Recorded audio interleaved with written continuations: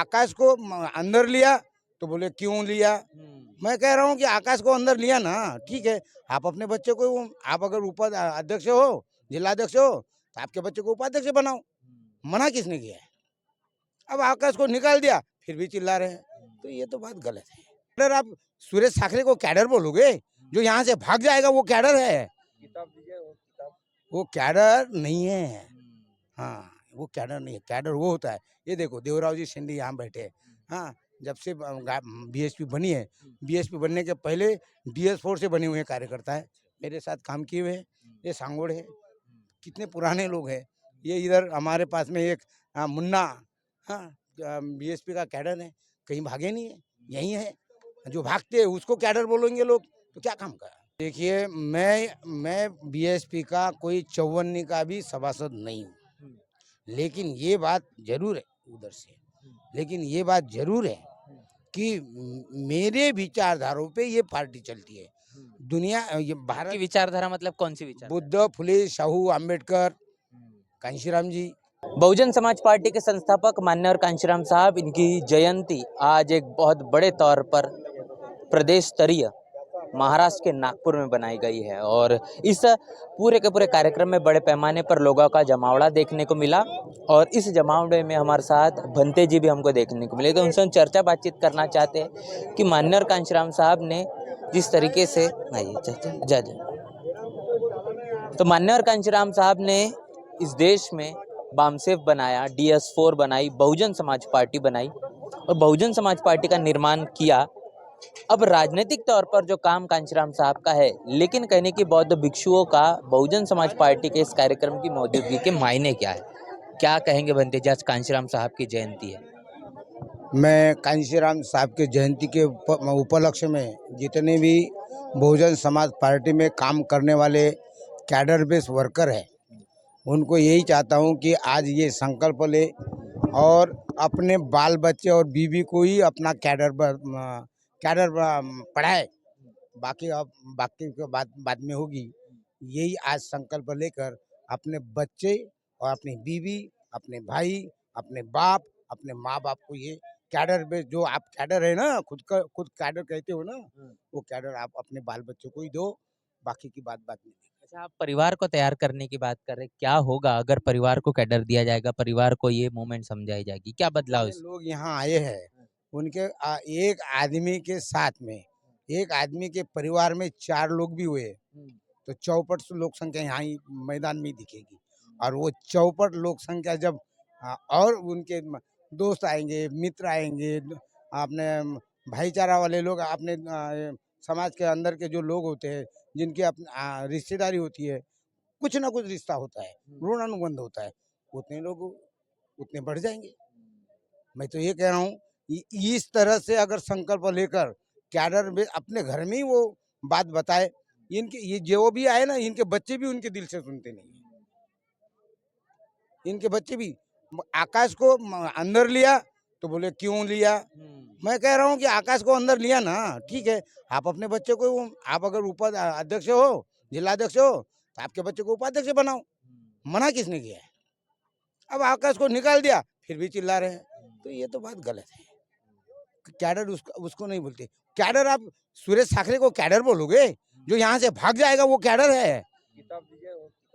वो कैडर नहीं है। हाँ, वो कैडर नहीं है। कैडर वो होता है, ये देखो देवराव जी शिंदे यहाँ बैठे हैं। हाँ, जब से बीएसपी बनी है, बीएसपी बनने के पहले DS4 से बने हुए कार्यकर्ता है, मेरे साथ काम किए हुए हैं। ये सांगोड़ है, कितने पुराने लोग हैं। ये इधर हमारे पास में एक मुन्ना, हाँ, बीएसपी का कैडर है, कहीं भागे नहीं है, यही है। जो भागते हैं उसको कैडर बोलेंगे लोग, तो क्या काम कर। चलिए बहन जी की तरफ से काफी सारी जो लगातार जो ये कह सकते हैं कि फैसले लिए जा रहे हैं, लेकिन अब कांशीराम साहब की जयंती पर हम इस वक्त खड़े हैं। बौद्ध भिक्षु का इस राजनीतिक कार्यक्रम में आने का क्या उद्देश्य है, उनका क्या काम? देखिए, मैं बीएसपी का कोई 54 का भी सभासद नहीं हूँ, लेकिन ये बात जरूर है उधर से, लेकिन ये बात जरूर है कि मेरे विचारधारों पे ये पार्टी चलती है। दुनिया, ये भारत की विचारधारा मतलब कौन सी विचार? बुद्ध, फुले, शाहू, अम्बेडकर, कांशीराम जी, ये हमारी विचारधारा है। हाँ, और इससे पहले 103 साल का संघर्ष है।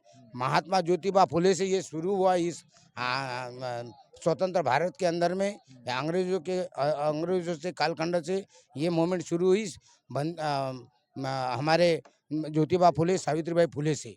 उन्होंने स्कूल खोली, उन्होंने शिक्षा का आंदोलन खड़ा किया, वहाँ से शुरू हुआ। और वहाँ से शुरू होने के बाद सीधा सीधा छत्रपति शाहू महाराज, सयाजीराव गायकवाड़, उसके बाद में बाबा साहब अम्बेडकर, उसके बाद में कांशीराम, ऐसी ये मूवमेंट चलती आई है। तो हम वो विचारधारा के आदमी हैं जो बुद्ध, फुले, शाहू, अम्बेडकरी, बाबा साहब के तीनों भी गुरु पकड़ो आप, जैसे बुद्ध है, फिर कबीर है, फिर महात्मा ज्योतिबा फुले है, और ये इतने लोगों का ये संघर्ष है। और जैसे आपने तमाम बहुजन महापुरुषों को गिनाया है, उसमें से आधे से ज्यादा महापुरुष इसी महाराष्ट्र से ताल्लुकात रखते हैं, लेकिन उसके बावजूद भी जो परिणाम सकारात्मक चाहिए थे, आज भी महाराष्ट्र नहीं दे पाया है।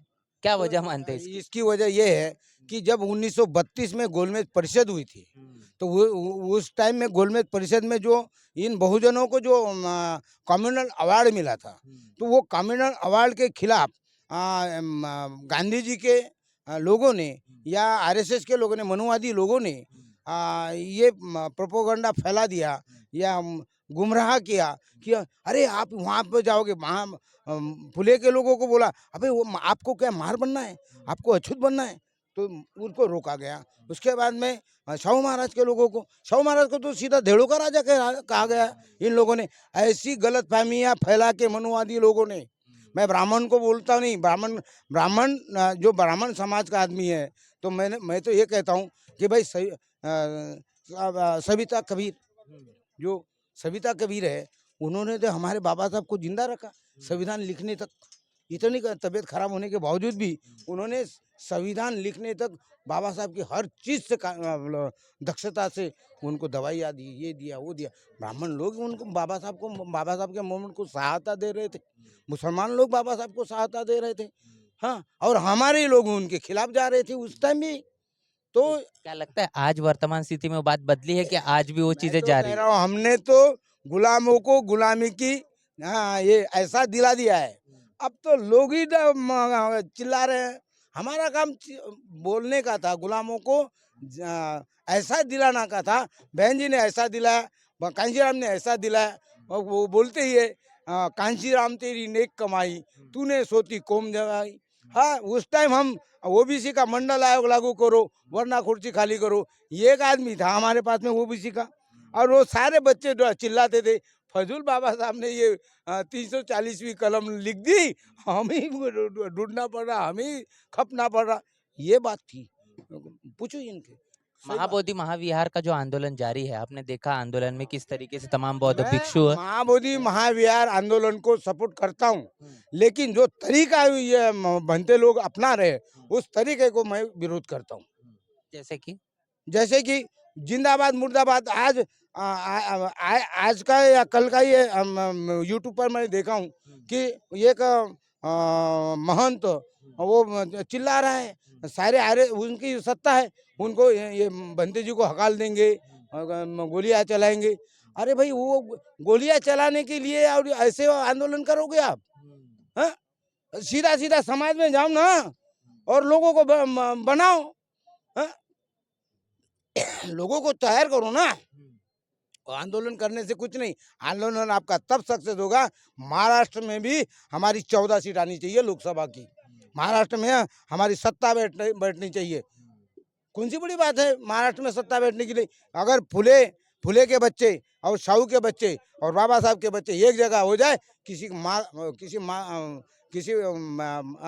किसी के माँ ने दूध नहीं पिलाया, हमारे से सत्ता छीन ले कोई, लेकिन हमने तैयार करना चाहिए ना। तमाम हमारे जो दर्शक है, जो देखने वाले लोग हैं, क्या संदेश होगा आज मान्य और कांशीराम साहब इनके जयंती के उपलक्ष्य? मैं तो यही कह रहा हूँ, बुद्ध, फुले, शाहू, अम्बेडकर, मुझे महात्मा ज्योतिबा फुले के बच्चे, शाहू महाराज के बच्चे और बाबा साहब अम्बेडकर के बच्चे, इन तीनों बच्चों में भाईचारा बने। सत्ता आपकी है। तो तमाम जो हमने चर्चा बातचीत सुनी है, पूरी चर्चा को लेकर, पूरी बातचीत को लेकर आपकी क्या राय है? आपकी क्या प्रतिक्रिया है? मान्यवर कांशीराम साहब की जयंती को महाराष्ट्र के नागपुर में एक बड़े पैमाने पर, भव्य विशाल पैमाने पर जो मनाया गया है, इसको लेकर आपकी क्या राय है? कमेंट बॉक्स में लिखकर ज़रूर बताएं। बने रहे नेशनल चौपाल के साथ, मिलते हैं नए वीडियो में।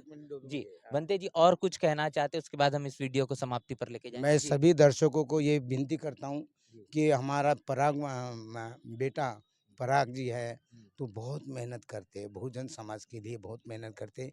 इनके इस चैनल को सब्सक्राइब करें, बेल का बटन ज़रूर दबाएं, और कम से कम कुछ नहीं, सहायताएं भी करनी चाहिए। नहीं सहायता दे तो मत दो, कम से कम सब्सक्राइब करो और बेल का आइकन ज़रूर दबाओ। कम से कम ये बच्चे को कुछ ना कुछ तो मिले। जी, बंते जी भी हमारे साथ मौजूद है। जी, बंते जी, क्या कहना चाहेंगे आज कांशीराम साहब की जयंती? आज के जयंती अवसर पर मैं इतना ही कहूँगा कि जो भी आज तुम्हारा बुद्ध बल है, धम्म बल है, संघ बल है, आज ये ऐसी ताकत की जरूरत है जैसे ठोकर लगती है और दर्द होता है और तभी मनुष्य सीखता है। देखो आज के दौर में ये सुविचार बोलना चाहता हूँ, ये कांशीराम जी की जयंती पर ठोकर लगती है और दर्द होता है तभी मनुष्य सीखता है। तो आज ये सीख मिली है कि कांशीराम जी के बाद जो भी आज मिशन चलाया गया है वो है बीएसपी है और बीएसपी ही आगे रहेगा, ये कामना करते हुए जय भीम नमो बुद्धाय ऐसा कहते हैं। जी। तो तमाम हमने आप जो बातचीत सुनी है, उसको लेकर आपकी राय प्रतिक्रिया लिखकर कमेंट बॉक्स में जरूर साझा करें। मिलते हैं नए वीडियो में, तब तक के लिए जय भीम, जय भारत।